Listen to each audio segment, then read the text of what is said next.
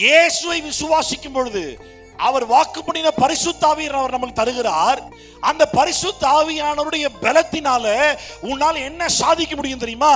இந்த உலகத்துல மரணத்திற்கு அதிகாரியான பிசாசை, பாவத்திற்கு ஆரம்பமாயிருந்த பிசாசை, அதாவது உன் வாழ்க்கை நாசமா போனதுக்கு எவன் காரணமோ அவனை முறியடிக்கும்படிக்கான அதிகாரம் இயேசு வாக்கு பண்ணின பரிசுத்தாவின் பலத்தினால் உனக்கு வருகிறது.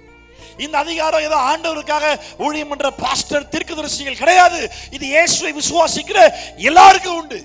ஏன்னா வசனம் என்ன சொல்றது தெரியுமா? இயேசு விசுவாசிக்கிற எல்லாருக்கும் இயேசு பரிசுத்த ஆவியை தராரு. பரிசுத்த ஆவியை பெற்ற எல்லாருமே தேவனுடைய பிள்ளைகளாக இருக்கிறோம். பரிசுத்த ஆவியை பெற்றிருக்கிற எல்லாருமே தேவனுடைய ஆசாரியர்களாக இருக்கிறோம்னு சொல்லி வசனம் சொல்லுது. பரிசுத்த ஆவியை பெற்ற நம்ம எல்லாருமே தேவனுடைய பிள்ளைகள் அப்படின்னா இயேசு மாத்திரம் தேவனுக்கு குமாரன் அல்ல. இயேசு வாக்கு பண்ணின பரிசுத்த ஆவியை பெற்ற நம்ம எல்லாருமே தேவனுடைய குமாரனா இருக்கிறோம். அப்ப அதன் அடிப்படையில் இயேசு என்ன பண்ணாரோ அதே இயேசு பண்ண காரியத்தை இயேசு மேல் இருந்த பரிசுத்த ஆவியானவர் நம்ம மேலும் இருக்கிறபடினால இயேசு பண்ண காரியங்களை நம்மளால பண்ண முடியும். நான் சொல்லல, இயேசு சொன்னார். என்ன சொன்னாரு? என்னை விசுவாசிக்கிறவன் நான் செய்த காரியங்களும் செய்வான், என்னிலும் பெரிய காரியங்களை செய்வான்.